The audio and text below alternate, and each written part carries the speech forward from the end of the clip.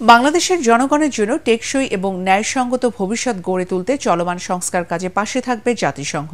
প্রধান উপদেষ্টা ডক্টর মোহাম্মদ ইউনূসের সঙ্গে বৈঠক শেষে সামাজিক যোগাযোগ মাধ্যমে এই বার্তা দেন সফররত জাতিসংঘ মহাসচিব অ্যান্টোনিও গুতেরেস। এর আগে সকালে তার সাথে বৈঠক করেছেন পররাষ্ট্র উপদেষ্টা তৌহিদ হোসেন এবং প্রধান উপদেষ্টা রোহিঙ্গা বিষয়ক হাই রিপ্রেজেন্টেটিভ খলিলুর রহমান।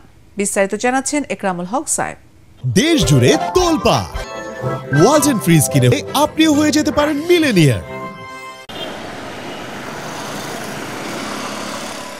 4 দিনের সফরে আসা জাতিসংঘের মহাসচিব অ্যান্টোনিও গুতেরেস শুক্রবার সকালে প্রধান উপদেষ্টা ডক্টর মোহাম্মদ ইউনূসের সঙ্গে সাক্ষাৎ করতে যান তেজগাঁওয়ে তার কার্যালয়ে।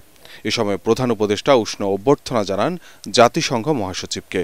পরে প্রতিনিধি দল নিয়ে ডক্টর মোহাম্মদ ইউনূসের সঙ্গে বৈঠক করেন অ্যান্টোনিও গুতেরেস।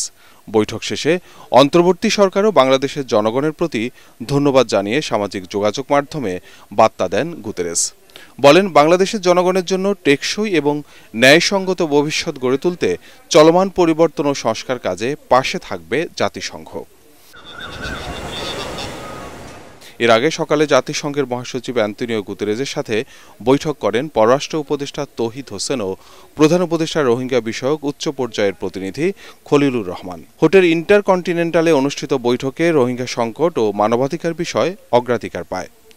এছাড়া গুতেরেসের এবারের সফরে আরাকানে জাতিসংঘের ত্রাণ সহায়তায় কক্সবাজারকে ব্যবহার নিয়ে গুরুত্বপূর্ণ সিদ্ধান্ত হতে পারে বলে মনে করা হচ্ছে। একরামুল হক সায়েম, এটিএন বাংলা, ঢাকা।